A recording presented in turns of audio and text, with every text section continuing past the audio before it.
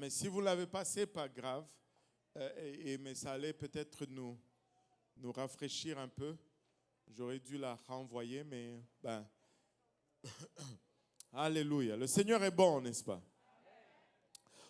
Aujourd'hui, on va continuer. Je ne sais pas s'il y en a qui se rappellent, nous avions commencé à étudier le tabernacle, mais avec les conférences, avec la retraite jipénienne, les voyages, et on a fait 2 leçons. Aujourd'hui, on va continuer. Je n'ai pas oublié. On va continuer. C'est une leçon pilier, c'est très important. Le tabernacle nous décrit littéralement notre relation avec Dieu. Amen. Et aujourd'hui, nous allons voir la 3e partie. Amen. Et nous allons aller dans le livre d'Exode. Exode chapitre 25. Exode chapitre 25. Le verset 8 et 9, nous allons lire juste 2 versets très courts.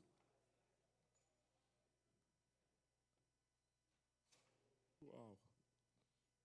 Alléluia. Mon moteur est un peu au ralenti, mais ça va décoller tout à l'heure. Je sais pas, je ne suis pas encore un moteur électrique. Je suis encore au diesel. Alléluia. Exode 25, versets 8 et 9. Si vous l'avez trouvé, dites Amen. Et si vous cherchez encore, dites J'arrive. Oh Seigneur. J'ai l'impression que la même voix a dit Amen et puis a dit J'arrive. Tu es où là?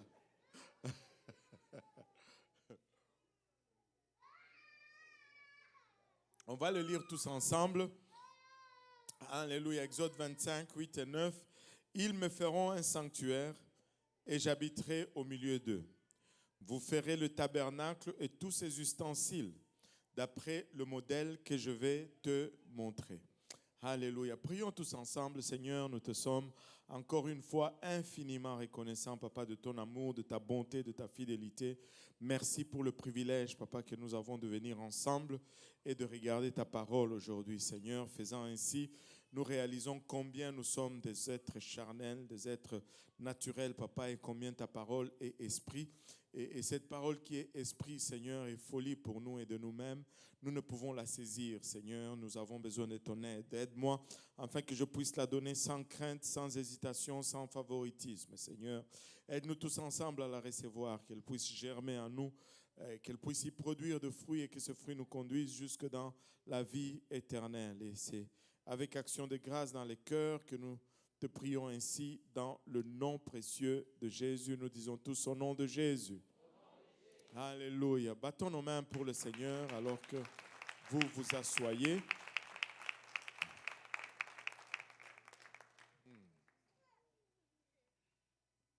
On n'a pas trouvé la petite vidéo d'animation, mais ce n'est pas grave. Je vais juste diminuer votre salaire. C'est correct. Ils n'ont pas de salaire. Alléluia. Nous avions commencé à regarder le tabernacle qui est le plan de Dieu pour une relation. Dieu a toujours voulu une relation avec l'homme. Si nous regardons très souvent, nous nous posons cette question. Je ne sais pas si vous vous êtes déjà posé cette question. Pourquoi est-ce que je suis sur terre? Pourquoi est-ce que je suis né? Et si tu extrapoles, la question revient juste à dire, pourquoi est-ce que Dieu nous a créés au final? Dieu nous a créés par amour.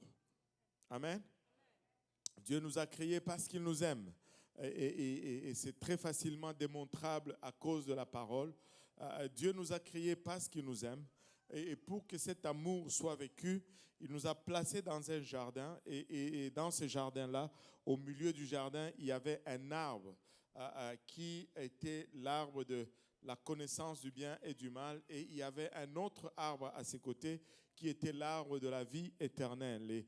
Et cela illustrait le choix. Dieu, en plaçant l'homme, dans le jardin, il lui a donné le choix, soit d'avoir la vie éternelle ou d'avoir la connaissance. Et cela était le canal par lequel l'homme allait avoir un choix. Et ce choix allait permettre une relation.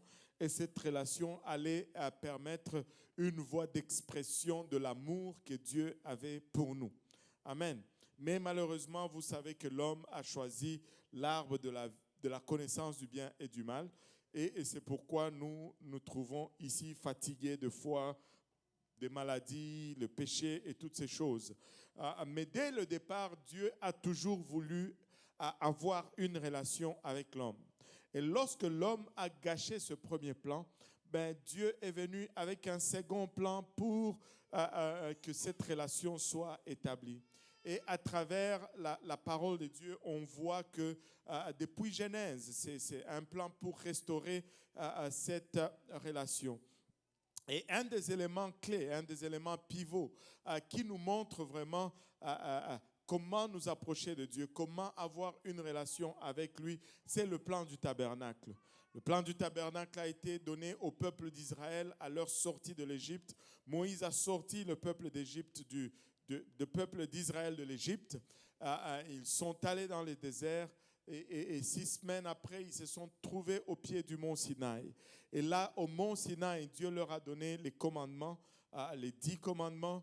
À part des 10 commandements, il y avait 613 autres lois qui étaient supposées de gérer la vie de l'homme afin qu'il puisse être à mesure de garder cette relation avec Dieu. Mais d'une main, Dieu donnait la loi à Israël, mais de l'autre main, il donnait le plan du tabernacle. Et le plan du tabernacle, c'était le processus à suivre si on a échoué à garder, au fond, la loi. Donc, en donnant la loi, Dieu savait déjà que l'homme allait échouer de la garder et il a donné une remède. C'est une remède ou un remède? Ah, le français aussi. C'est un remède. OK. Bon, c'est toujours l'autre. Alléluia.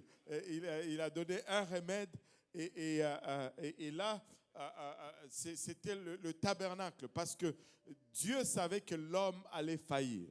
Amen. Des fois, nous passons à côté de cela. Mais n'est-ce pas quelque chose d'extraordinaire que de réaliser que bien qu'il savait que nous allions faillir, il est quand même allé à la croix pour nous. Waouh! Tu sais, nous n'avons pas cette bonté à nous. Si tu sais que quelqu'un va échouer, tu ne veux pas investir en lui, n'est-ce pas? Mais le Seigneur savait que tu allais faillir, mais il a choisi quand même d'investir en toi. Il a choisi quand même d'aller à la croix et de souffrir tout ce qu'il a souffert pour nous. Extraordinaire. Et le plan du tabernacle est très, très, très important. C'est le type, enfin, pour avoir un demeure, pour avoir une relation parmi nous, Dieu veut venir littéralement habiter parmi nous. Et le tabernacle, c'est la toute première habitation de Dieu parmi nous. Et le livre d'Exode nous dit, ils me feront un sanctuaire et j'habiterai au milieu d'eux. Dieu désire vivre avec nous. Ils ont trouvé la vidéo. Dieu désire vivre avec nous. Je vais vous faire signe tout à l'heure. Dieu désire vivre avec nous. Il désire venir habiter au milieu de nous. Il ne veut pas juste venir nous visiter de temps en temps. Non, non. Il veut être avec nous au quotidien. Dieu veut être avec toi tous les jours, lundi, mardi, mercredi, jeudi, vendredi, samedi, dimanche, matin, midi, soir. C'est autant que Dieu t'aime. C'est autant qu'il désire cette relation avec toi. Alléluia. Et là, si vous étudiez votre Bible, vous allez voir que la description du tabernacle, c'est 42 chapitres. 42 chapitres pour nous décrire ce premier demeure de Dieu parmi nous. 42 chapitres, c'est beaucoup et ça dénote l'importance du tabernacle. La création, c'est deux chapitres. Mais le tabernacle, 42 chapitres, c'est beaucoup. C'est important. Maintenant, regardons un peu cette vidéo rapidement et puis on va revenir à notre leçon. Ça, c'est le tabernacle de Moïse comme il était dressé dans le désert. La cour extérieure était déterminée par cette clôture et on appelait ça le parvis. Et quand tu entrais par la seule porte, tu entrais dans le tabernacle, la première fourniture que tu voyais, c'était l'autel de sacrifice dont nous avions parlé. La dernière leçon, c'était un lieu de sang et qui est le type de la repentance. Et aujourd'hui, nous allons parler de la cuve d'airain, qui est la seule place de lavage. Il y avait 5 piliers qui étaient à l'entrée, qui nous parlent de 5 sens, et différents tissus qui servaient de couverture pour constituer ce qu'on appelait la tente d'assignation. Et quand tu rentrais maintenant dans cette tente d'assignation, la première partie qui était le 2/3, était, il y avait 3 fournitures, le chandelier d'or à 7 branches qui était la seule source de lumière, la table qui portait le pain des propositions et l'autel de sacrifice qui était tout placé en avant du voile. Et quand tu allais au-delà du voile, tu avais le 2/3 de la tente d'assignation, et là tu trouvais l'arche de l'alliance dans laquelle se trouvaient les tables de commandement et le vase avec la manne et le bâton d'Aaron qui avait fleuri, et le couvercle de l'arche de l'alliance qu'on appelait le propitiatoire était constitué de cette plateforme avec 2 anges aux extrémités. Les 2 anges se faisaient face, mais ils ne se regardaient pas, ils regardaient à terre. Et c'est là, entre les 2 chérubins, que la présence de Dieu s'est manifestée. Et c'est de là qu'il parlait avec Moïse. Et c'est, en bref, c'est ça le tabernacle. Et aujourd'hui, nous allons... regardons d'abord, le but principal du tabernacle était vraiment de permettre à ce Dieu qui est saint, alléluia, d'avoir une relation avec des hommes qui étaient pécheurs. Mais cette relation ne va fonctionner correctement. Cela ne va fonctionner correctement que si nous dressons cette tente de la bonne façon. Il dit, vous ferez le tabernacle et tous ces ustensiles d'après le modèle que je te montrerai. Il y avait un modèle, on n'est pas appelé à le faire à notre façon. Il y a une façon de le faire et c'est la seule façon qui va fonctionner. Et l'affaire ou l'arrangement est celui-ci. Si vous le faites comme je le demande, moi je vais venir au milieu de vous. Et là où la présence de Dieu se trouve, il y a la provision, il y a la protection, il y a la délivrance, il y a tout ce qui vient avec lui. Donc c'est dans notre intérêt de nous aligner et de faire le tabernacle comme Dieu le demande, afin que nous puissions avoir sa présence au milieu de nous.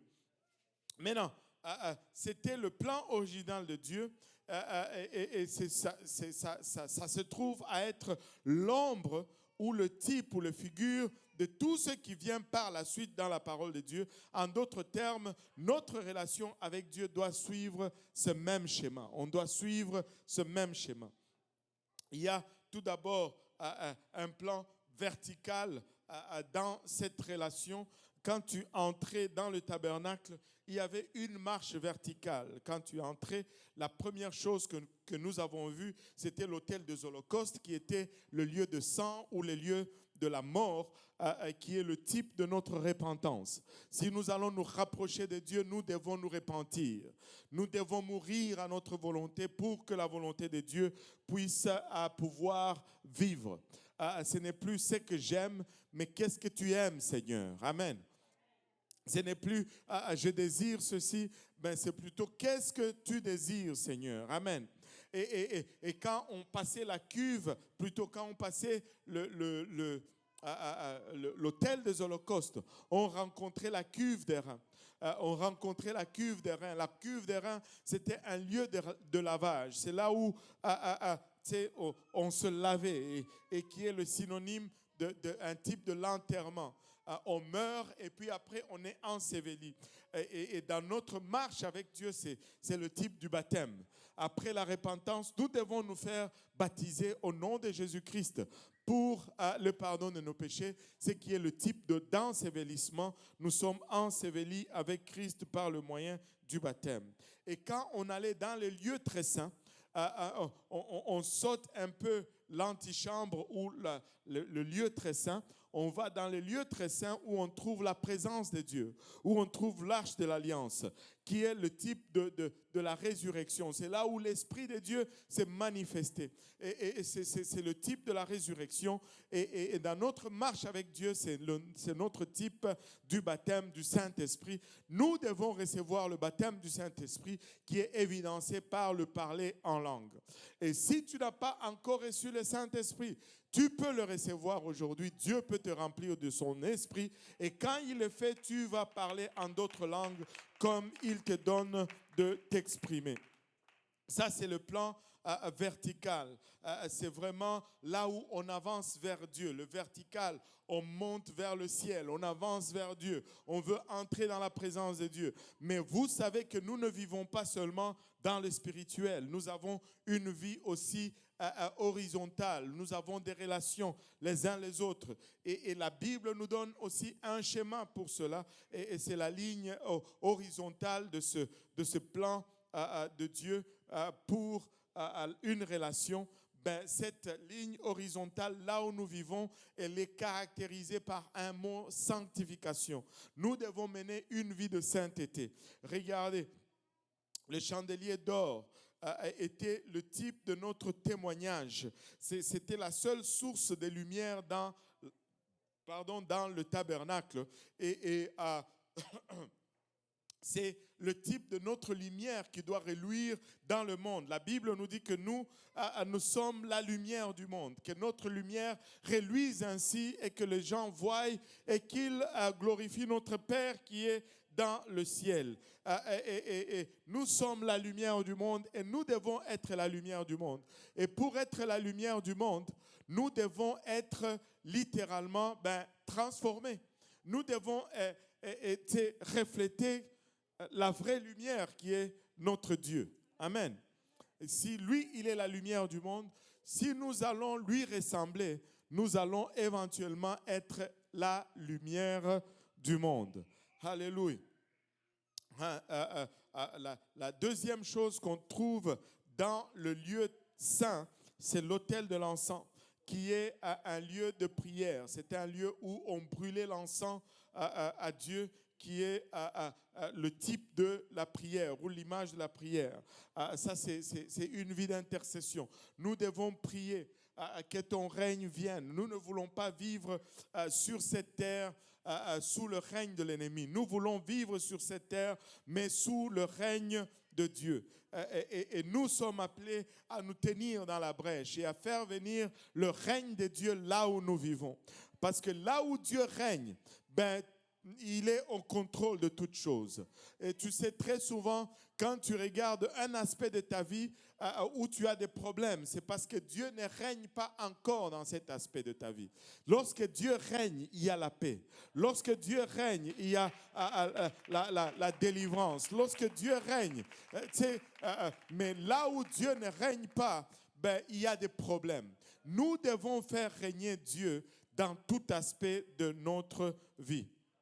Maintenant, la seule chose qui nous reste dans cette première partie, c'est la table de pain de proposition.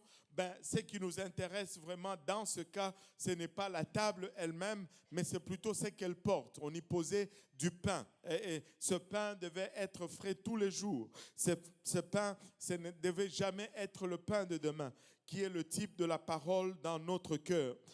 Nous devons lire la parole de Dieu tous les jours. Jésus dit qu'il est le pain de vie. Il est cette parole qui est descendue du ciel. Et nous devons en manger tous les jours. Et notre pain doit être frais tous les jours. Ne vivez pas sur le pain d'hier. Ne vivez pas sur le pain d'avant-hier. Ayez un pain frais tous les jours. Alléluia. Que votre pain soit chaud. Il n'y a rien de tel que du pain chaud. Alléluia. Et quand le pain est chaud, même l'atmosphère dans la maison change. Avez-vous déjà remarqué une baguette bien fumante? Oh là là, même la maison change. Il y a une chaleur dans la maison. Juste cet arôme du pain et tu coupes un cube de beurre, tu n'as même pas besoin de l'étaler, tu les poses et ils font tout seuls. Oh là là, il y en a qui bavent déjà là. Aïe, aïe, aïe, Seigneur Jésus, aide-nous. Mais cette pain doit être chaud tout le jour. Si tu veux que ça change l'atmosphère, il faut que ça soit un pain frais. Il faut que ça soit un pain chaud. Et donc, nous devons lire notre parole tous les jours. Donc, pour la première leçon, nous avions introduit le tabernacle. À la deuxième leçon, nous avons commencé à avancer dans le tabernacle. Nous nous étions arrêtés à l'autel des holocaustes et nous avons parlé du sang, comment tout ce qui se faisait dans le service du tabernacle était teinté par le sang. Le sang qui était versé sur l'holocauste, sur l'autel des holocaustes, affectait toute autre chose. Le sang purifiait tout ustensile. Le sang se retrouvait dans la cuve des reins. Le sang se retrouvait sur le chandelier. Le sang se retrouvait partout, qui est le type de notre repentance. Et l'enseignement là-dedans, c'est que notre repentance va affecter tout notre service à Dieu. Notre marche avec Dieu va être aussi profonde que notre repentance. Repentance superficielle, marche superficielle. Repentance profonde, marche profonde. Repentance sincère, marche sincère avec Dieu. Nous devons nous repentir. Amen.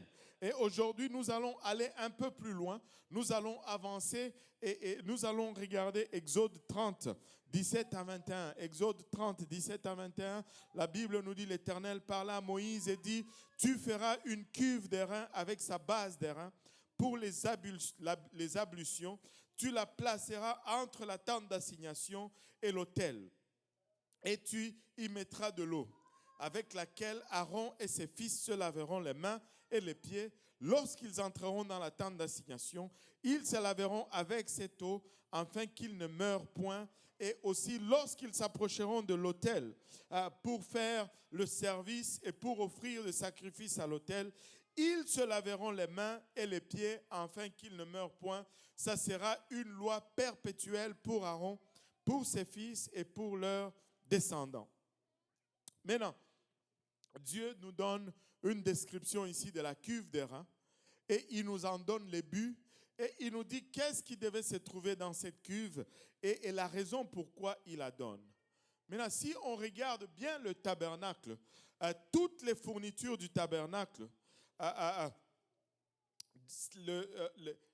cuve d'airain, c'est la fourniture sur laquelle nous avons le moins d'informations possible. Il n'y a pas de mesure, il n'y a pas de hauteur, il n'y a pas de largeur, il n'y a pas de dimensions spécifiques qui sont données dans les Écritures au sujet de cette cuve d'airain. Les autres pièces sont utilisées en référence à Dieu, mais la cuve est utilisée spécifiquement en référence à la purification du sacrificateur. Maintenant, un de nos anciens a suggéré cela et je pense qu'il a raison. Pourquoi il n'y a pas de dimension sur la cuve? Il n'y a pas de mesure sur la cuve. C'est probablement parce que c'est celle qui va permettre de purifier le sacrificateur.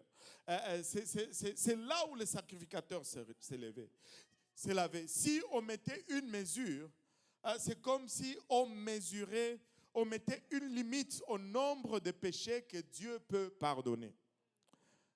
Or, Dieu peut tout pardonner.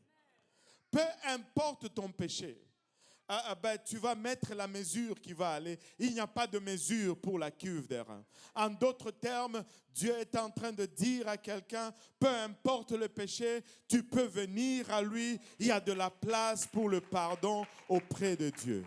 Il y a de la place, alléluia, pour la restauration auprès de Dieu. Il n'y a pas de mesure pour la cuve d'airain. Un seul usage de la cuve, c'était le lavage.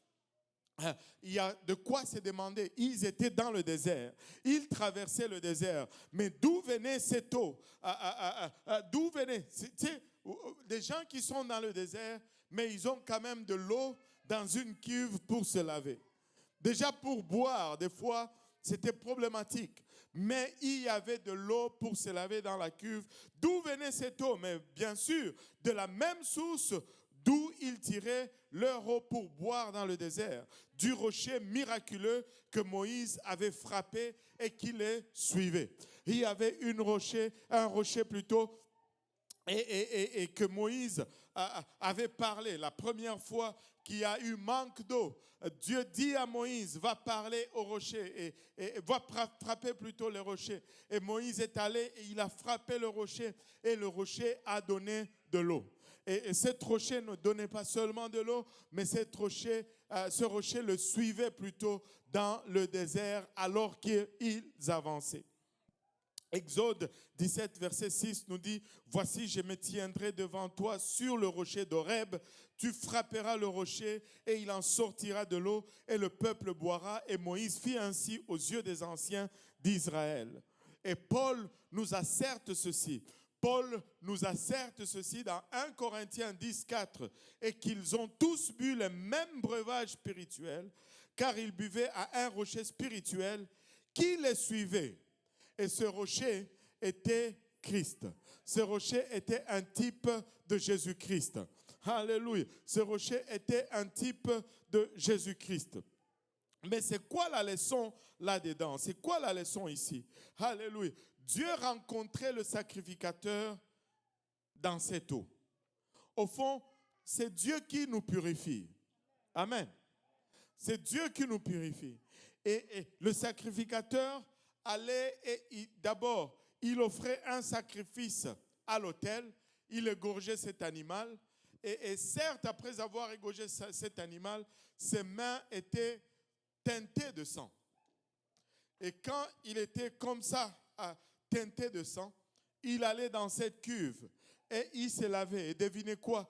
Cette eau qui était claire devenait rouge à cause du sang qui imbibait les mains de sacrificateur. Moïse a frappé l'eau, plutôt a frappé le rocher. Et le rocher a donné de l'eau de façon miraculeuse. Et c'est là qu'il se lavait pour se purifier. Et ce n'est pas une surprise que lorsque le rocher de Zage, lorsque le Seigneur Jésus-Christ, alléluia, la pierre angulaire qu'ont rejeté ceux qui bâtissaient, lorsqu'il a été frappé également, il a donné également de l'eau. Mais cette eau, alléluia, n'était pas juste de l'eau, mais c'était de l'eau mélangée avec du sang. Dans le livre de Jean 19, verset 34, la Bible nous dit, « Mais un des soldats lui perça le côté avec une lance et aussitôt il sortit du sang et de l'eau. » Du sang et de l'eau. Laissez-moi vous dire, Jésus est le rocher, alléluia. Il est le rocher de Zage. Il est le rocher sur lequel nous sommes appelés à nous appuyer. Jésus, alléluia, est la source de notre salut, la source de notre purification, la source de notre sanctification. Il a donné de son sang et il a donné de cette eau, alléluia, miraculeusement dans laquelle nous pouvons nous laver aujourd'hui. Et ça prend l'eau et le sang. Ça prend l'eau et le sang. Pas seulement l'eau, mais l'eau et le sang. 1 Jean chapitre 5, 1 Jean chapitre 5 verset 6 nous dit, c'est lui Jésus-Christ qui est venu avec de l'eau et du sang. Non avec l'eau seulement, mais avec l'eau et avec le sang. Et c'est l'Esprit qui rend témoignage parce que l'Esprit est la vérité. Il est venu avec l'eau et avec le sang. Laissez-moi vous dire, alléluia, quand nous venons maintenant, nous avançons vers le Seigneur Jésus-Christ et que nous venons pour nous faire baptiser, nous venons pour laver nos péchés, comme le souverain sacrificateur le faisait et comme tous les autres sacrificateurs le faisaient, nous devons avoir également l'eau et le sang. Nous ne pouvons pas y aller avec l'eau seulement, nous devons avoir l'eau et le sang. S'il n'y a pas le sang, il n'y a pas de lavage de nos souillures. Ça prend le sang pour que nous puissions être lavés.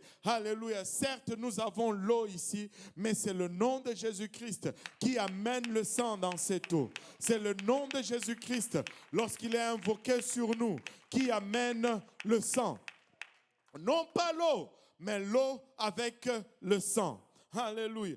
Tite, le livre de Tite, chapitre 3, le verset 5 nous dit, il nous a sauvés non à cause des œuvres de justice que nous aurions faites, mais selon sa miséricorde. Alléluia. Mais comment il a fait? Par le baptême de la régénération et le renouvellement du Saint-Esprit. Laissez-moi vous dire, le baptême d'eau est essentiel au salut et le baptême nous sauve. Le baptême nous sauve. Les gens vont penser que le baptême, plutôt le salut, est quelque chose de ponctuel. Non, non, non. Le salut n'est pas quelque chose de ponctuel. Le salut est un processus. Tu ne peux pas enlever un élément dans le processus et prétendre avoir encore le salut. Il faut que tu aies tous les éléments dans le processus. Oh, certes, je dois me repentir. Je dois mourir sur cet autel. Oh, certes, je dois me faire baptiser au nom de Jésus-Christ. Alléluia, pour le pardon de mes péchés, parce que j'ai aussi bien besoin de la repentance que de son sang qui est appliqué sur moi dans les eaux du baptême. Alléluia. 1 Corinthiens 6, verset 11 nous dit, « Et cela, c'est que vous étiez quelques-uns de vous, mais vous avez été lavés. » Oh, oh. Alléluia. Vous avez été lavés. Je ne sais pas pour vous, quand je lis ce verset, il y a une image qui revient toujours dans ma tête. Quand on était petit, ma mère nous lavait, ma grand-mère nous lavait. Et vous savez, elle avait un test quand elle nous lavait. Et d'abord, elle nous frottait avec un truc, le sac de raffia. Là. C'est avec ça qu'elle nous frottait. On appelait ça maniuka ou kisukula. Et elle met le savon là-dedans et te frotte et tu pleures. Et quand elle te rince, elle doit passer ses doigts là, ça doit faire crou, crou, crou, crou. Si ça ne fait pas crou, crou, crou, crou, tu n'as pas fini. Bon, quand le Seigneur nous lave, tu es propre et ça fait crou, crou, crou, crou. Alléluia. Mais il vous a lavé, mais vous avez été sanctifiés, mais vous avez été justifiés au nom du Seigneur Jésus-Christ et par l'Esprit de notre Dieu. Le nom de Jésus nous lave, le nom de Jésus nous sanctifie, le nom de Jésus nous purifie. Nous ne sommes pas saints par nous-mêmes, nous ne sommes pas purs par nous-mêmes, c'est son nom qui nous purifie. Et rejeter ce nom, c'est rejeter le moyen même de la purification. Rejeter le nom de Jésus-Christ, c'est rejeter le lavage qu'il a prévu pour nous. Alléluia. Mais tout comme l'autel de sacrifice représentait la repentance, la cuve des reins représente le baptême d'eau au nom de Jésus-Christ. Et vous savez, que tout le monde dise la cuve des reins. Alléluia. Vous savez, tout sacrificateur devait passer par là. Aucun ministère ne pouvait être accompli dans le tabernacle aussi longtemps que les sacrificateurs n'étaient pas encore lavés. Si le sacrificateur n'était pas lavé, il ne pouvait faire ministère. Je vais le répéter. Il faut que nous absorbions cela. Si le sacrificateur n'était pas lavé, il ne pouvait faire ministère. Or, ce lavage est le type du baptême. Est-ce que tu veux dire que le baptême est si important dans notre relation avec le Seigneur Jésus-Christ? Absolument. Si je ne passe pas par les eaux du baptême, aucun ministère ne peut être fait. Je ne lui appartiens même pas. Je ne lui appartiens même pas. Alléluia. C'est pourquoi dans le Nouveau Testament, vous n'allez trouver aucun. Alléluia. Que tout le monde dise aucun. Vous n'allez trouver dans le Nouveau Testament aucun chrétien non baptisé au nom de Jésus-Christ. Il n'y en a pas. Il n'y a pas de chrétiens non baptisés dans le Nouveau Testament. Ça n'existe que de nos jours, des chrétiens non baptisés. Tu es chrétien? Oui. Tu as déjà été baptisé? Non. Comment tu es devenu chrétien? Tu es soldat? Oui. Est-ce que tu as été recruté dans l'armée? Non. Mais comment? Tu n'as pas d'uniforme? Tu es quel soldat? Vous savez, l'uniforme de l'armée, là, on n'achète pas ça chez Maxi. Allô? Il faut aller à la caserne. C'est là où on t'enregistre, on te donne ton uniforme. Alléluia. Il faut venir à la caserne. Là où tu es enregistré et tu es accordé un uniforme. Et c'est comme ça qu'on devient chrétien. Oh Seigneur Jésus-Christ. Ne coupe pas mon micro là. Amen. Je parle de bonnes choses ici là. Alléluia. Amen. Alléluia. Et ça n'existe que de nos jours, des chrétiens non baptisés. Au fait, tu ne peux pas naître chrétien, mais pour devenir chrétien, il faut que tu naisses. Tu sais, je suis né congolais, je suis né, mais cette naissance ne va pas me donner la chrétienté. Il faut que j'applique pour cette nationalité, comme on a fait pour devenir Canadien. Oh, on s'est tenu droit, on a respecté toutes les lois, on a payé les frais qu'on devait nous... C'est pour juste un passeport canadien. Maintenant, pour le passeport éternel, on veut... Personne ne va argumenter avec Trudeau et lui dire non, non, non, moi je veux devenir Canadien, mais je ne veux pas payer le frais. Écoute, si tu ne payes pas les frais, tu n'as pas le passeport canadien. Oh Seigneur Jésus. Alléluia. Répondons à quelques questions importantes au sujet du baptême. Amen. Il y a beaucoup de questions qui se posent. Qui doit être baptisé? Qui doit être baptisé? Pourquoi doit-il être baptisé? Et quand est-ce qu'il doit être baptisé? Et comment doit-il être baptisé? Et qu'est-ce qui arrive lorsque je suis baptisé? 5 questions. Qui, pourquoi, quand, comment et quoi? Qui doit être baptisé? Pourquoi est-ce qu'il doit être baptisé?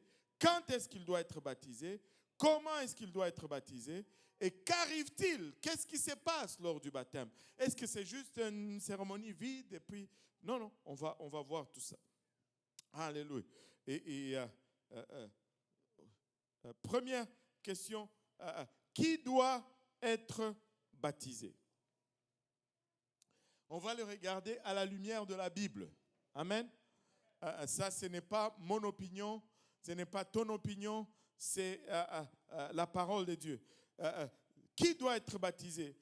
Ceux qui croient en l'évangile et qui se repentent de leurs péchés. 2 choses sont requises avant le baptême, la croyance et la repentance. Acte 2, 38 nous dit, Pierre leur dit, repentez-vous et que chacun de vous soit baptisé au nom de Jésus-Christ pour le pardon de vos péchés et vous recevrez le don du Saint-Esprit. Donc avant de se faire baptiser, il devait d'abord se repentir. Regardez le verset 41. Ceux qui acceptèrent sa parole, ça c'était le même jour. Que tout le monde dise le même jour. Ceux qui acceptèrent sa parole furent baptisés en ce jour-là. Le nombre des disciples s'augmenta d'environ 3000 âmes. Amen. 3000 âmes. C'est correct, suivez la leçon ici. Amen. Amen. Alléluia. Battons nos mains un peu pour le Seigneur Jésus. Alléluia. Gloire au nom de Jésus. Et maintenant, ils n'ont pas pris un cours de baptême. Ils ne devaient pas revenir au mois de juin pour être baptisés. Amen. Ce jour-là même, ils ont été baptisés. Il y avait l'eau, il y avait des vêtements de rechange, il y avait des essuie-mains et des prédicateurs prêts à les baptiser. Bang, qu'on les a baptisés. Et si nous allons être l'église biblique, nous allons le faire de la même façon. Amen. Oh Seigneur Jésus. Quelqu'un qui croit et qui se répand est un candidat prêt pour le baptême. Amen. Regardez Acte 8, verset 12. Acte 8, verset 12 nous dit, « Mais quand ils eurent cru à Philippe, qui leur annonçait la bonne nouvelle du royaume de Dieu et du nom de Jésus-Christ, hommes et femmes se firent baptiser. » Je dois croire, alléluia, et je dois me repentir. Et tu peux faire le 2 là. Amen. Alléluia. Je dois croire et je dois me repentir. Et maintenant, qui doit être baptisé? Ceux qui ont été baptisés d'une façon différente que la façon spécifiée par les apôtres. Tu peux être là, tu peux me dire, oh mais pasteur, moi j'étais baptisé quand j'étais bébé. Ben, un bébé ne peut pas croire, un bébé ne peut pas se repentir. Donc tu as juste été, et en général c'est aspergé, parce que je n'ai pas encore vu de bébé baptisé par immersion. Quoique, bon, si tu as été bébé, ben, tu ne t'es jamais repenti, tu n'as jamais cru, donc tu as été juste mouillé. Ce n'est pas un baptême, c'est un bain ou une douche, peu importe ce que tu veux appeler cela, mais ce n'est pas un baptême bibliquement parlant. Amen. Si tu as été baptisé différemment. Et là, tu me dis, mais pasteur, moi j'ai été baptisé au nom du Père et du Fils et du Saint-Esprit. Ben, j'avais cru et je me suis repenti. Mais ça, ce n'est pas un baptême selon ce que les apôtres l'enseignent. Allô? Alléluia. Si tu as été... Déjà, je ne sais pas pourquoi tu vas accepter un baptême que tu ne trouves pas dans la Bible. Allô? Il n'y a pas une seule personne dans ta Bible.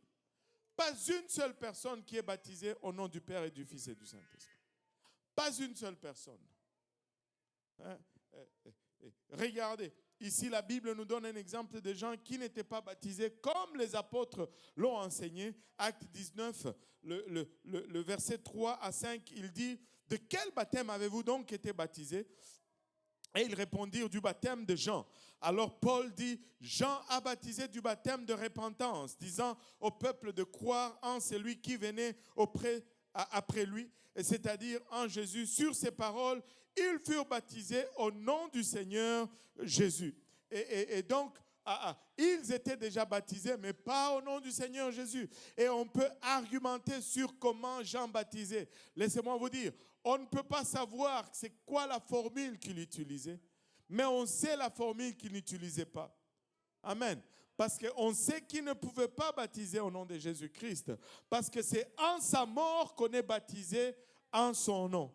Oh, Jésus n'était pas encore mort. Donc Jean ne pouvait pas. Alléluia. Et laissez-moi vous dire, tu dois être baptisé au nom de Jésus-Christ pour le pardon de tes péchés. Si tu as été baptisé au nom du Père et du Fils et du Saint-Esprit, ce n'est pas grave, ce n'est pas une condamnation. Ce qui serait grave, c'est de rejeter la lumière de Dieu lorsque tu es en train de la voir. Alléluia. Nous sommes arrivés ici par des chemins différents. Mais si nous allons nous rendre à destination, nous devons marcher sur le seul et l'unique chemin qui est le Seigneur Jésus-Christ. Il n'y en a pas deux, il n'y en a pas trois. Alléluia. Et vous savez, quand on dit un seul baptême, ben justement, ça veut dire un seul baptême. Parce qu'il n'y a qu'une seule bonne façon de se faire baptiser. Alléluia. Maintenant, deuxième question, pourquoi dois-je être baptisé? Pourquoi est-ce que je ne peux pas juste croire? Est-ce que je dois vraiment rentrer dans l'eau, là, toutes ces tralala? Premièrement, laissez-moi vous donner quelques raisons pourquoi tu dois être baptisé. Premièrement, Jésus s'est fait baptiser. Allô? Jésus lui-même s'est fait baptiser. Si Jésus s'est fait baptiser, je pense que tu devrais te faire baptiser. N'est-ce pas que tu veux être comme Jésus-Christ? Alléluia. Oh, vous ne voulez plus être comme Jésus? Oh, come on. Allez. Hein? Qui veut être comme le Seigneur Jésus-Christ? Nous sommes tous appelés à être transformés en son image. Amen. Alléluia. Jésus s'est baptisé. Matthieu 3, verset 15. Jésus lui répondit, « Laisse faire maintenant, car il est convenable que nous accomplissions ainsi tout ce qui est juste. » Et Jean ne lui résista plus. Et Jésus s'est fait baptiser. Qui suis-je pour refuser ce que lui-même a accepté de faire? Deuxième raison pourquoi je dois me faire baptiser, parce que le salut en dépend. Les gens vont dire, le baptême c'est juste un signe extérieur pour montrer ma conversion intérieure. Ce n'est pas ce que la Bible dit. Amen. Si j'ai vu une image qui m'a vraiment frappé avec un écrit, c'était le Nique éthiopien à qui Philippe a prêché dans le désert. Était en train de partir sur le char et l'écrit à côté de cette image, c'était ceci. Si le baptême n'est pas nécessaire au salut, pourquoi arrêter le chariot? Allô?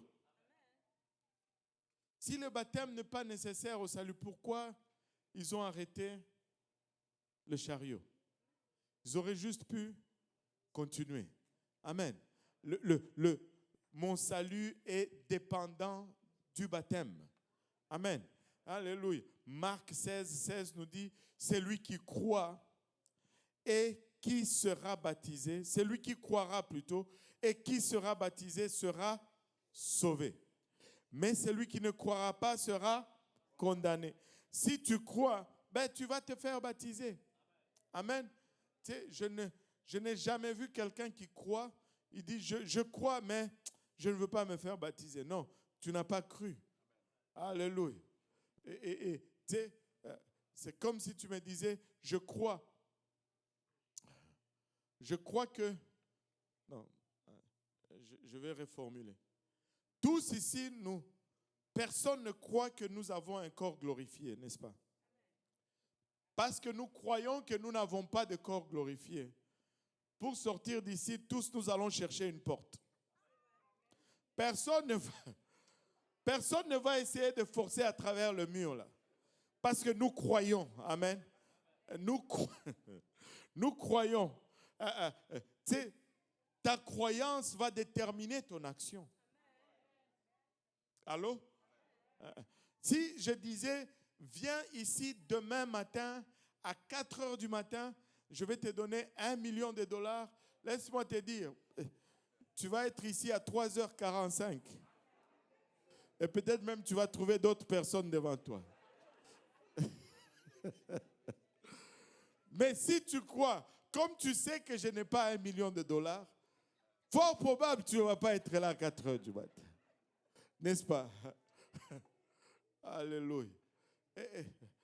Quand on croit, on agit en conséquence. Amen. Donc, mon salut en dépend. Si je crois, je vais me faire baptiser.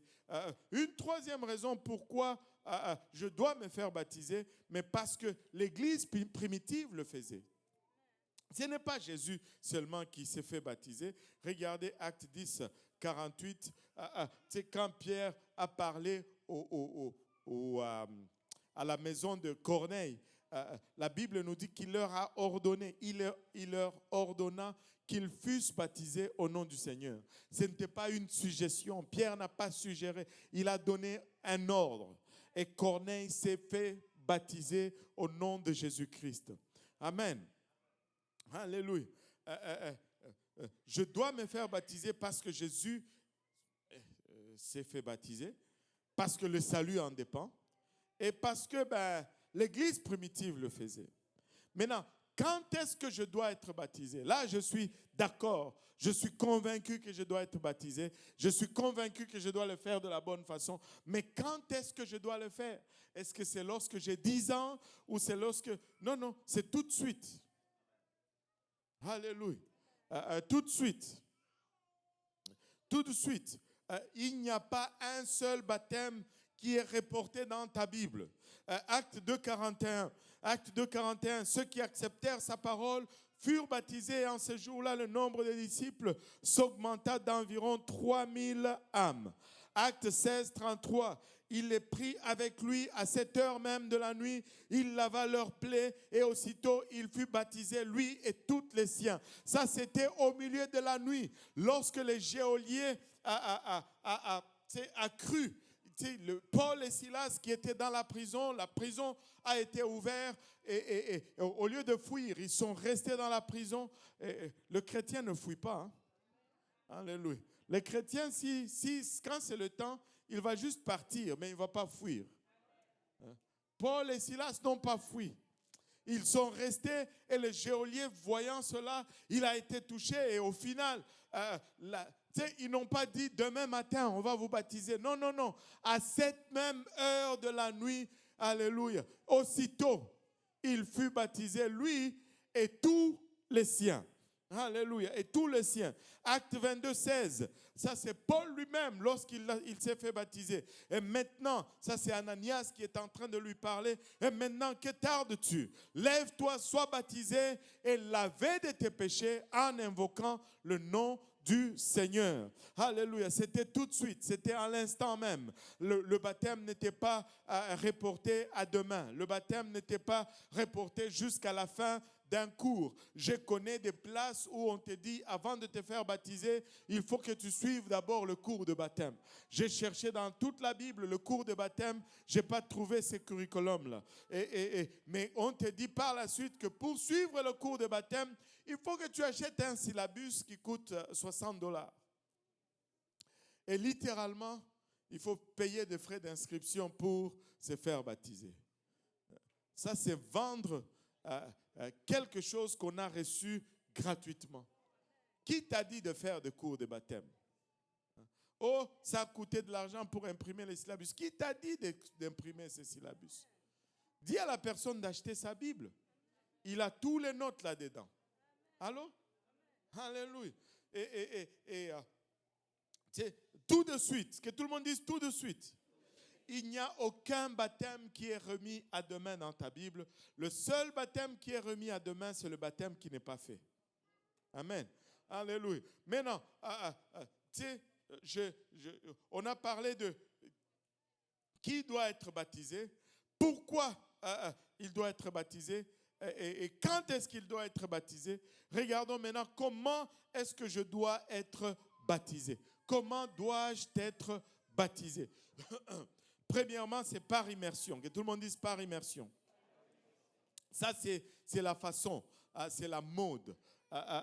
On doit être baptisé par immersion. Il y a une théorie aujourd'hui qui dit que je dois être baptisé seulement dans une rivière.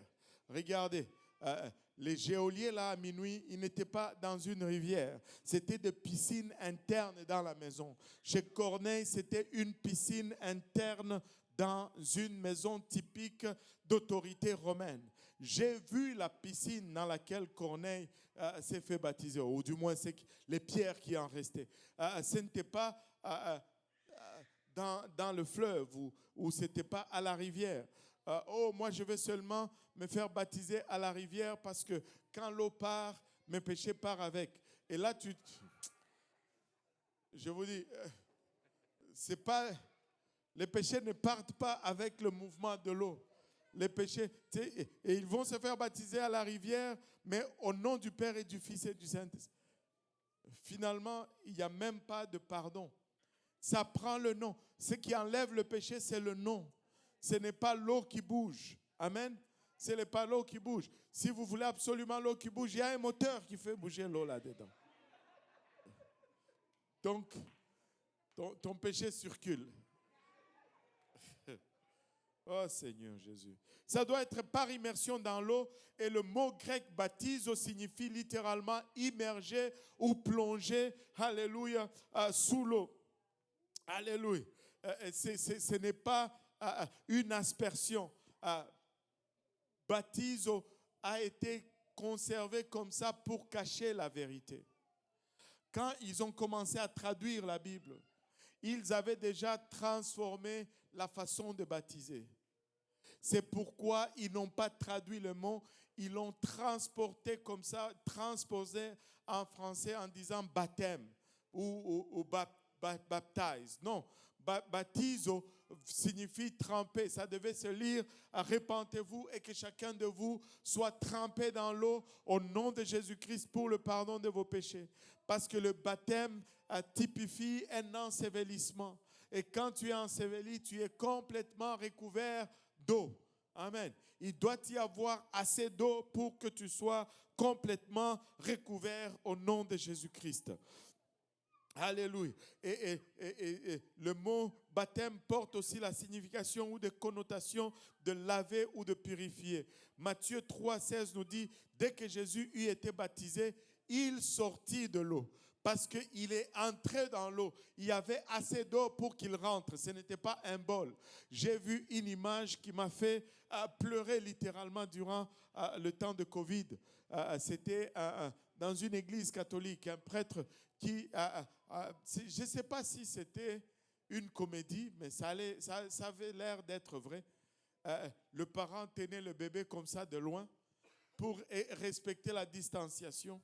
Le prêtre avait, vous savez, le petit pistolet à eau là. Et il visait le front du bébé avec cela. Aide-nous, Seigneur. Nous voulons juste obéir à la parole de Dieu. Amen. Alléluia. Nous voulons juste obéir à la parole de Dieu. Acte 8, verset 38 nous dit, il fit arrêter le char. Ça c'est Philippe et l'eunuque. Philippe et l'eunuque descendirent tous deux dans l'eau et Philippe baptisa l'eunuque. Ils sont descendus dans l'eau. Et c'est pourquoi nous avons une piscine ici. Nous n'avons pas un bol, nous avons une piscine. Et si tu veux être baptisé, tu peux l'être aujourd'hui, en l'instant même. Écoutez, moi ça ne me dérange pas. Si tu dis, pasteur, moi je veux me faire baptiser maintenant. Moi je vais continuer à enseigner. Quelqu'un va aller là-bas et on va t'enseigner au nom de Jésus. On va te baptiser au nom de Jésus-Christ pour le pardon de tes péchés. Parce que c'est pour ça qu'on est là. Amen. C'est pour ça qu'on est là. Alléluia. Et ça doit être fait comment? Par immersion, ça c'est la mode. Ça doit être fait comment? Au nom du Seigneur Jésus-Christ, ça c'est la formule. C'est ce qu'on doit dire. Il y a une façon de faire et il y a quelque chose qu'on doit prononcer. Ce qu'on doit prononcer, c'est au nom de Jésus-Christ ou au nom du Seigneur Jésus-Christ ou au nom de Jésus. Et tu sais, il y a des gens qui disent maintenant, j'ai été baptisé au nom de Jésus, mais je dois me faire rebaptiser au nom de Jésus-Christ. Waouh! Waouh! Quelle révélation! En passant, la Bible nous dit, faites-vous baptiser au nom. Amen. Au nom. Christ, ce n'est pas un nom. Christ, c'est un titre. Christ, ça signifie loin, le Messie. Mais le nom, c'est Jésus. Le nom, c'est Jésus. Oh Seigneur Jésus, aide-nous. Il y en a qui disent, je vais être baptisé au nom de Yeshua parce que Jésus, ce n'est pas le nom. Yeshua, c'est le nom. Tu as un sérieux problème. Il faut que tu réécrives toute ta Bible, en fait. Parce que le Nouveau Testament ne dit pas Yeshua. Le Nouveau Testament dit Jesus en grec. Parce que le Nouveau Testament est écrit en grec et non en hébreu. Si ils l'ont traduit dans le Nouveau Testament, nous pouvons dire Jésus. Et laissez-moi vous dire, nous avons fait l'expérience, quand nous chassons au nom de Jésus, les démons fuient. La même chose, quand nous baptisons au nom de Jésus, les péchés fuient également. Alléluia.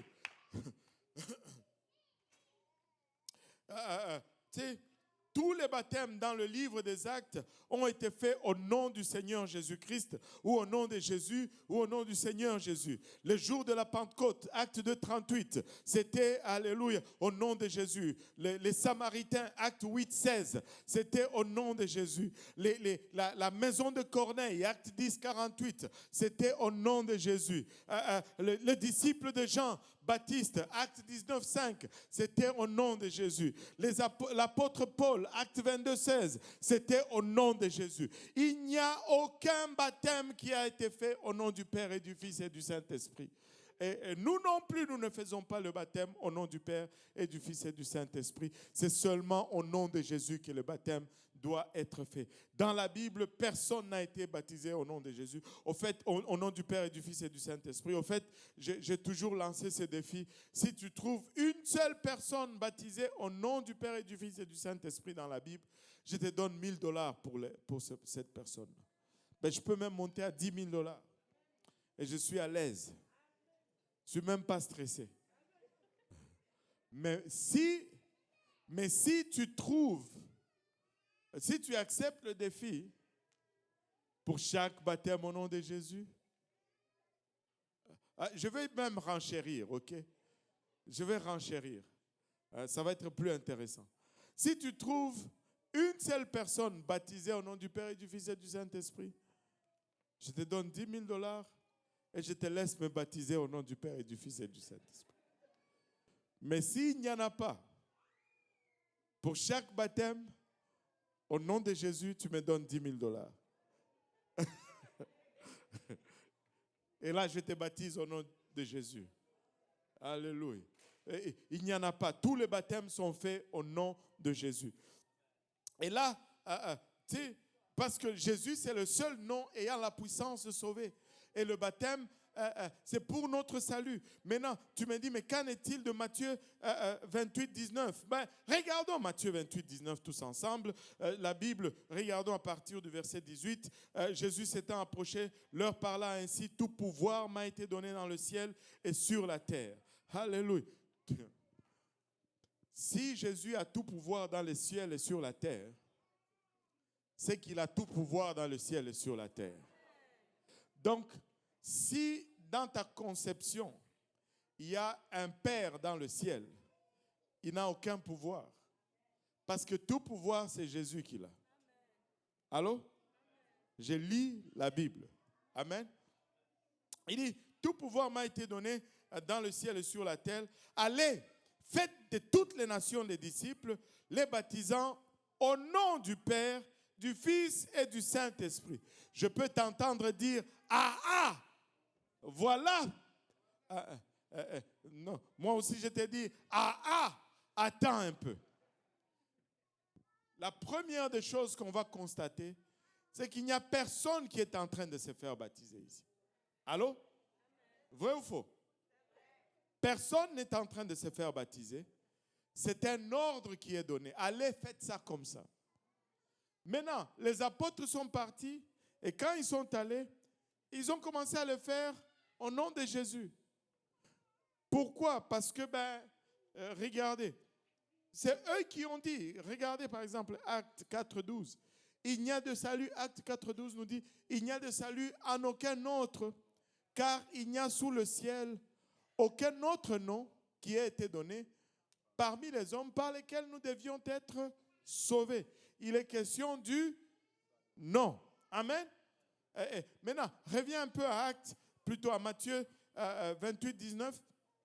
Il dit, faites de toutes les nations des disciples, le baptisant au nom. Avez-vous remarqué que au nom c'est singulier? Allô? Au nom c'est singulier, oui ou non? Vérifiez un peu dans votre Bible. Peut-être que lui, à l'écran là, il s'est trompé. Au nom singulier ou pluriel? Singulier. La Bible en swahili, c'est singulier. La Bible en français, singulier. La Bible en créole, singulier en pile. Alléluia. Maintenant, regardez ceci. Si c'est au singulier, ça veut dire qu'il y a combien de noms? Un seul nom.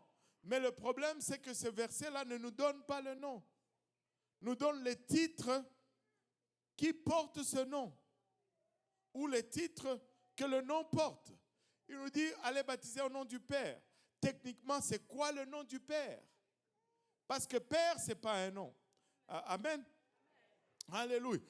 Allez baptiser au nom du Fils. Fils, ce n'est pas un nom. Si je demandais ici, quel est votre nom? Personne ne va me dire Père. Alléluia. Saint-Esprit, Saint-Esprit, ce n'est pas un nom non plus. Mais, alléluia, la Bible nous enseigne qu'il est lui-même le Père, il est lui-même le Fils, il est lui-même le Saint-Esprit. Ésaïe 9.6 nous dit, alléluia, la domination est sur son épaule. On l'appellera, je ne l'ai pas ce verset-là, pardon, on l'appellera admirable conseiller, Dieu tout-puissant, Père éternel et prince de la paix, et c'est lui-même Jésus-Christ. Et nous connaissons les pères par le nom de Jésus. Nous connaissons les fils par le nom de Jésus. Nous connaissons le Saint-Esprit par le nom de Jésus. Ou le consolateur, c'est par le nom de Jésus. C'est lui le conseiller. Son nom, c'est Jésus. Il est Père dans la création, tout comme moi je suis Père, mais mon nom c'est Dieudonné. Je suis fils, mais mon nom c'est Dieudonné. Je suis époux, mais mon nom c'est Dieudonné. Le Père ne change pas de nom, le Fils ne change pas de nom, le Saint c'est le même, le nom c'est Jésus. C'est pourquoi tout le monde dans la Bible a baptisé au nom de Jésus. Alléluia. Colossiens 3, verset 17 nous dit, et quoi que vous fassiez, en parole ou en œuvre, faites tout au nom du Seigneur Jésus-Christ, en rendant par lui des actions de grâce à Dieu le Père. Laissez-moi vous dire, tout ce que nous allons faire, ça va être au nom de Jésus-Christ. Nous prions pour les malades au nom de Jésus. Nous prions pour la protection au nom de Jésus. La délivrance, nous l'obtenons au nom de Jésus. Nos provisions, c'est au nom de Jésus que nous prions. Même lorsque nous mangeons, c'est au nom de Jésus que nous prions pour le repas. Et lorsque nous allons être baptisés également au nom de Jésus-Christ. Parce que tout ce que nous faisons en parole ou en action, nous le faisons dans le nom de Jésus-Christ. Alléluia. Alléluia. Alléluia. Cinquième point. Qu'arrive-t-il au moment du baptême?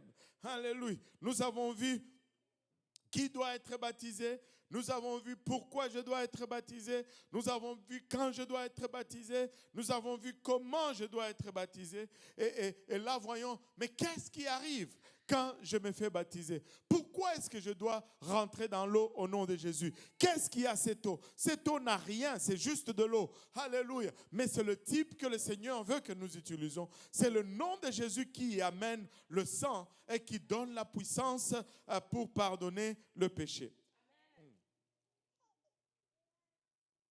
La première chose qui arrive lorsque je me baptise, c'est que mes péchés sont lavés ou pardonnés. L'œuvre de Dieu, le total ou l'œuvre complète de Dieu du pardon s'accomplit par mon obéissance au baptême. Amen. C'est là que j'obtiens le pardon. C'est là que le pardon de Dieu vis-à-vis de moi est complété. Dieu me cache littéralement en dessous de son sang. Il ne me voit plus moi, mais il me voit à travers son sang. Luc 24, 47 nous dit « Et que la repentance et le pardon de péché seraient prêchés en son nom à toutes les nations, à commencer par Jérusalem. » La repentance, alléluia, et le pardon des péchés seraient prêchés en son nom. Vous savez, le pardon des péchés s'obtient dans les eaux du baptême et cela, Luc nous dit, doit être fait en son nom. Acte 2, 38, nous avons lu ces passages. Pierre leur dit, repentez-vous et que chacun de vous soit baptisé au nom de Jésus-Christ pour le pardon de vos péchés et vous recevrez le don du Saint-Esprit. Le pardon des péchés s'obtient par le baptême au nom de Jésus-Christ. Alléluia. Acte 22, 16, nous avons lu ce passage. Que tardes-tu? Alléluia. Lève-toi et sois baptisé et lavé de tes péchés. La première chose qui arrive, c'est que mes péchés sont lavés lorsque je suis baptisé en invoquant le nom du Seigneur. La deuxième chose qui arrive, c'est que ma conscience est lavée et nettoyée afin que je puisse être libre de mon ancienne façon de penser. Vous savez, avant Christ, nous réfléchissions différemment. Nous pensions différemment. Et vous pouvez voir que ceux de l'Ancien Testament, oui, ils offraient des sacrifices d'animaux, mais ils devaient le refaire à chaque année parce que leur conscience n'était pas lavée de ce qu'ils avaient fait. Dieu pardonnait, mais ça restait là-dedans. Regardez, 1 Pierre 3, 21 nous dit « Cette eau était une figure du baptême qui n'est pas la purification des souillures du corps, mais l'engagement d'une bonne conscience envers Dieu et qui maintenant, que tout le monde dise maintenant, vous sauve. Autrefois, c'était juste un symbole, mais maintenant, c'est cela même qui nous sauve en purifiant notre conscience. Lorsque je rentre dans les eaux du baptême, alléluia, mes péchés sont effacés et je suis libre de toute condamnation. Je peux marcher librement, alléluia. Tu peux marcher librement lorsque Dieu t'a pardonné dans les eaux du baptême. Et maintenant, vous sauve, vous aussi, par la résurrection de Jésus-Christ. Une autre chose qui arrive lorsque je suis baptisé dans l'eau au nom de Jésus-Christ, c'est que mon corps est enseveli dans une tombe en imaginant ou en typifiant ma propre mort. C'est comme si je meurs et que je me fais ensevelir avec Christ dans les eaux du baptême. Alléluia. Romains 6, 3. Ignorez-vous que nous tous qui avons été baptisés en Jésus-Christ, c'est en sa mort que nous avons été baptisés. Alléluia. Qu'est-ce qui arrive lorsque je suis baptisé d'eau au nom de Jésus-Christ pour le pardon de mes péchés? Ça fait partie de ma nouvelle naissance. Je suis à nouveau né d'eau. Imaginant la naissance de ma nouvelle vie. Je commence une nouvelle vie. Alléluia. Jean 3, verset 3 nous dit, Jésus lui répondit, en vérité, je te l'ai dit, si un homme n'est né de nouveau, il ne peut voir le royaume de Dieu. Nicodème, qui ne savait pas qu'est-ce que cela signifiait, dit, mais comment puis-je faire? Vais-je retourner encore dans le ventre de ma mère et naître à nouveau? Et Jésus lui en donne l'explication au verset 5. Il lui dit, Jésus répondit, en vérité, je te le dis, si un homme n'est né d'eau et d'esprit, il ne peut entrer dans le royaume de Dieu. J'ai besoin de ma naissance d'eau et de ma naissance de l'esprit. Avez-vous remarqué cette conjonction de coordination et, en tout cas, je vais ressortir un peu mon français, qui n'est pas, bon, mon français vient de finir, non, c'est une conjonction de coordination qui ne signifie pas, ça ne relie pas deux idées interchangeables. Non, ce sont deux idées complémentaires. Si on voulait que ça soit interchangeable, on allait utiliser la conjonction « ou ». Ça allait se lire si un homme n'est né d'eau ou d'esprit, il ne peut entrer dans le royaume de Dieu. Et là, dans ce cas-là, ça allait être l'un ou l'autre. Mais dans ce cas-ci, c'est l'un et l'autre, ou l'un avec l'autre. Je dois être né d'eau et je dois être né plutôt d'esprit. Alléluia. L'un n'annule pas l'autre, mais les deux se complètent. Ils sont complémentaires.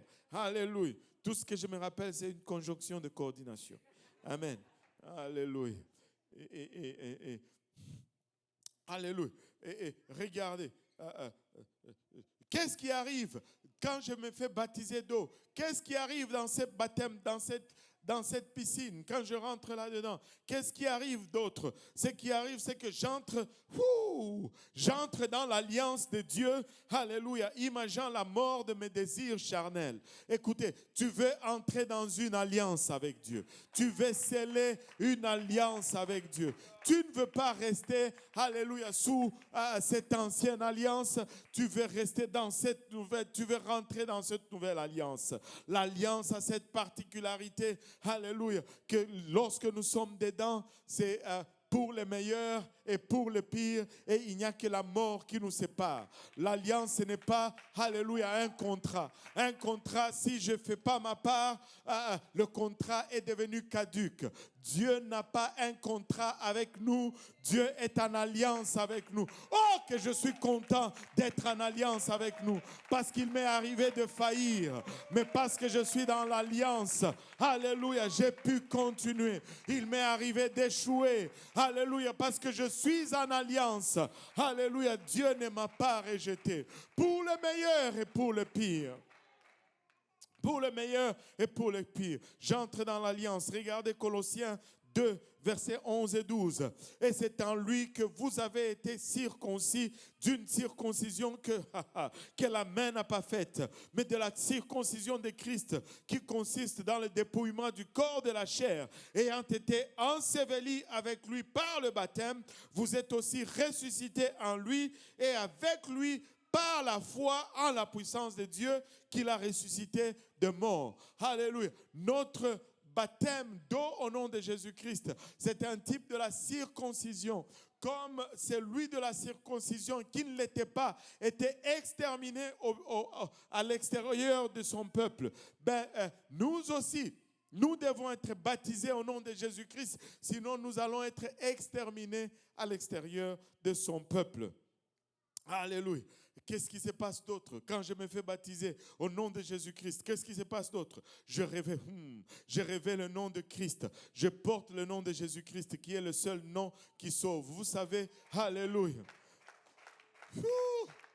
Vous savez, un nom peut ouvrir des portes. Si je m'appelais Dieudonné Trudeau, certainement ma vie serait différente. Si je m'appelais Dieudonné Legault, certainement ma vie serait différente. Ou si je m'appelais Dieudonné Bombardier, certainement ma vie serait différente. Mais je m'appelle Dieudonné Kaosi Jésus. Et certes, ma vie est différente. Alléluia. Un nom, ça te change la vie. Un nom peut changer ta vie. Laissez-moi vous dire, s'il y a un nom qui va changer ta vie, c'est le nom de Jésus-Christ.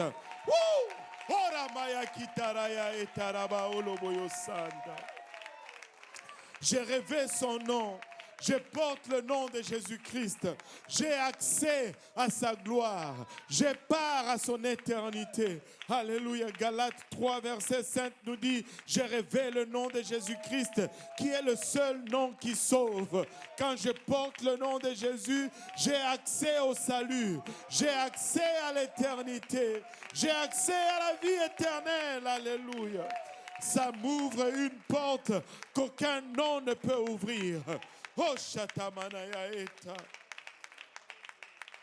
Kiramaya Utaraba Oloboyo Sanda. Alléluia.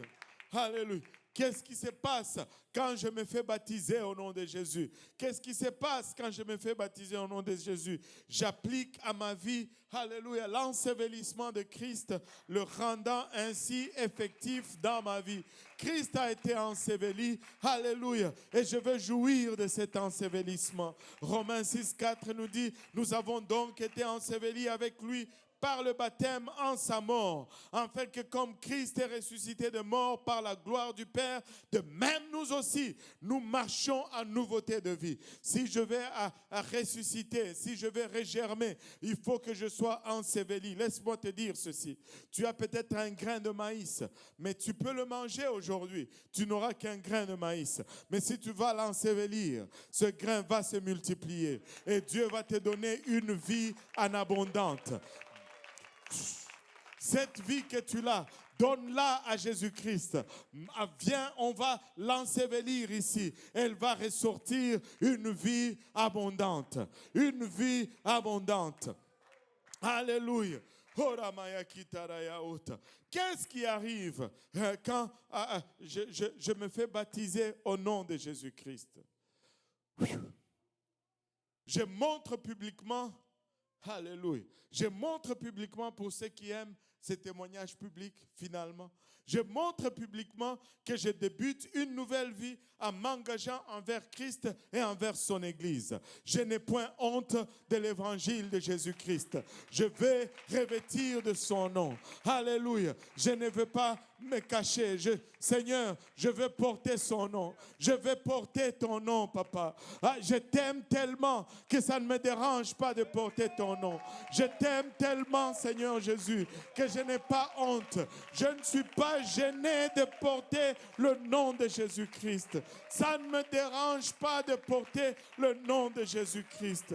Je montre publiquement, alléluia, que je m'engage. Je montre publiquement que je veux vivre différemment. Je montre à tout le monde que je vais marcher différemment, que ma vie ancienne est finie, est passée. Et je veux commencer une vie nouvelle. Je veux commencer une vie nouvelle. Acte, alléluia. Si on peut s'élever tous ensemble, Acte 2, 41, 42 nous dit, ceux qui acceptèrent sa parole furent baptisés. Et en ce jour-là, le nombre des disciples s'augmenta d'environ 3000 âmes. Ils persévéraient dans l'enseignement des apôtres. Alléluia. Ils persévéraient dans l'enseignement des apôtres, dans la communion fraternelle, dans la fraction de pain et dans les prières. Alléluia. Quel beau cadeau que le Seigneur nous donne en nous donnant cette opportunité de revêtir son nom.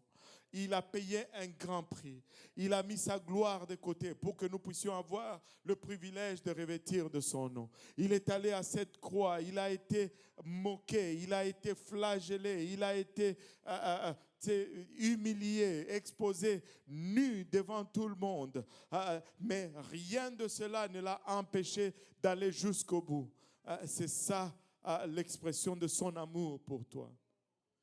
Vas-tu laisser cet amour sans réponse ou vas-tu répondre à cet amour aujourd'hui?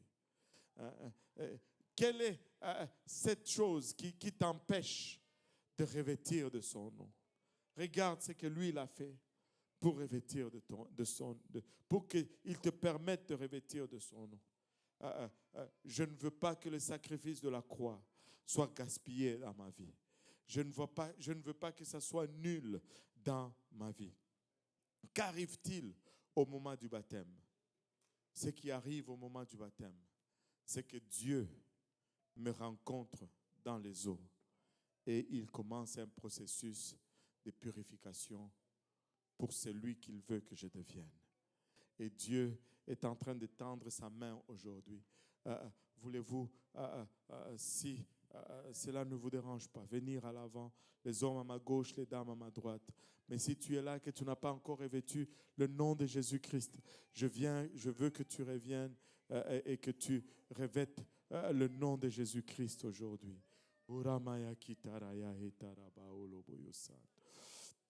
Nous avons l'eau, nous avons des vêtements de rechange. Ça ne prend que votre obéissance. Les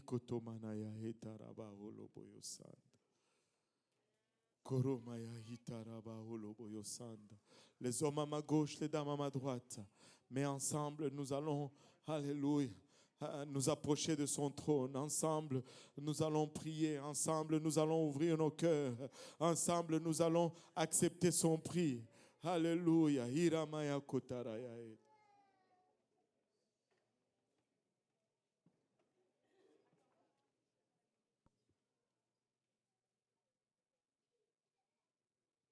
Alléluia. Alléluia. Si on peut venir tous ensemble. Le Seigneur est en train d'appeler. Le Seigneur est en train d'appeler. Si tu doutais encore sur le baptême au nom de Jésus, j'ose croire que tu peux sortir d'ici sans doute. Aucun. Alléluia. Alléluia. Église de Dieu, commençons à élever nos voix. Commençons à tendre nos mains. Alléluia. Commençons à prier, Église. Hiramaya kotaraya etaraba oloboyosa.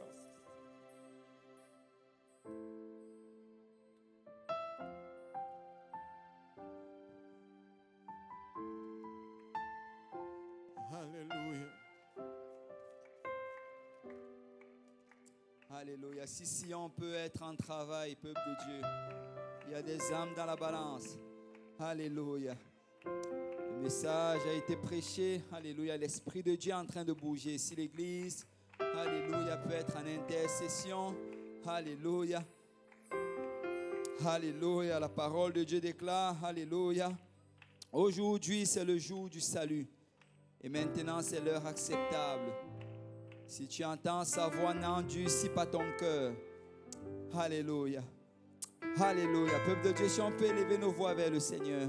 Si on peut parler à Dieu. Alléluia. Église de Dieu, si on peut parler à Dieu en ce moment.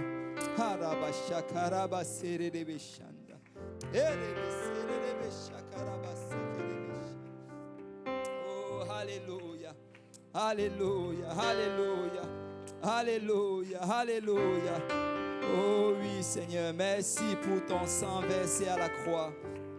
Merci pour le prix payé, Seigneur. Alléluia, merci pour le sacrifice ultime. Alléluia, alléluia, alléluia, alléluia. Oh, alléluia, gloire au nom du Seigneur. Gloire au nom du Seigneur, alléluia. Alléluia. Ce prix, alléluia, a été payé cher. Alléluia. Alléluia. Le Seigneur ne nous a pas sauvés en rapide. Mais il a payé un prix élevé.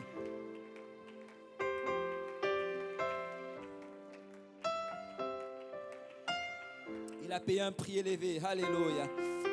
Gloire au nom du Seigneur.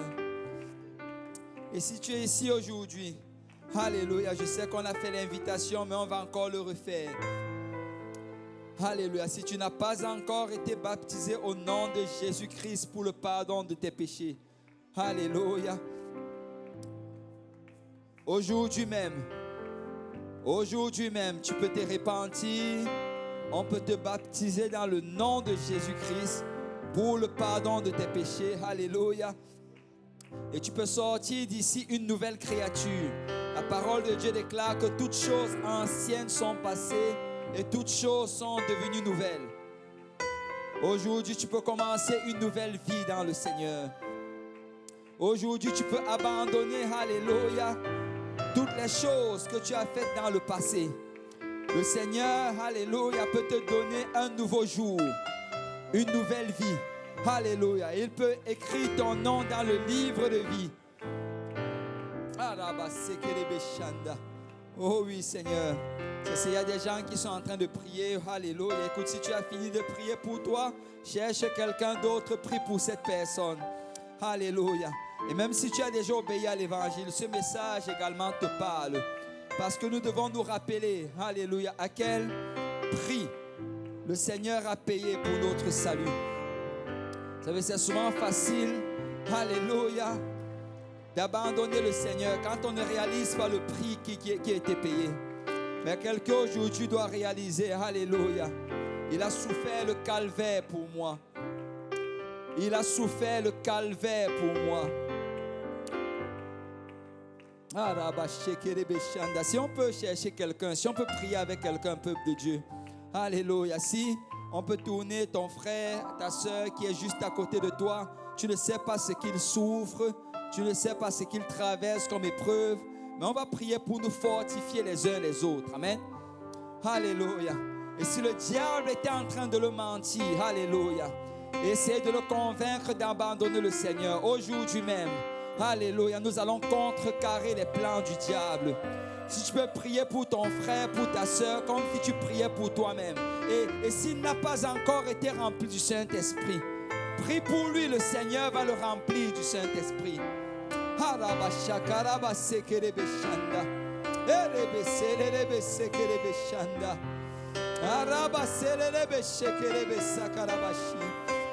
Oh oui, Seigneur. Oui, Seigneur, oui, Seigneur, alléluia, alléluia, oh Seigneur, fortifie mon frère, fortifie ma soeur, Seigneur. Papa, nous prions que toute attaque, Seigneur, contre ton serviteur ou ta servante soit sans effet dans le nom de Jésus.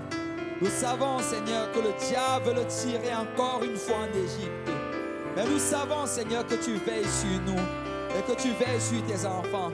Alors nous venons dans le nom de Jésus-Christ. Alléluia, anéantir tout plan de l'ennemi. Nous venons dans le nom de Jésus-Christ déclarer à Satan qu'il est perdant. Seigneur, nous allons demeurer jusqu'à la fin. Nous allons persévérer jusqu'à la fin. Parce que celui qui a commencé en nous cette bonne œuvre la rendra parfaite jusqu'au jour du Seigneur. Papa, je viens prier pour ton serviteur et pour ta servante. Et je viens prier afin que tu le fortifies, Seigneur. Fortifie dans le nom du Seigneur Jésus-Christ. Qu'il tienne ferme, qu'elle tienne ferme, qu'elle demeure dans la foi. qu'elle ne retourne pas en arrière, qu'elle se saisisse de tes promesses, qu'elle se saisisse de ta parole. Alléluia, Seigneur, tu déclares que notre capacité vient du Seigneur. Elle ne vient pas de nous-mêmes. Alléluia. Et nous sommes capables par Dieu qui nous fortifie. Alors touche, Seigneur, chacun de tes enfants ce matin. Seigneur, touche.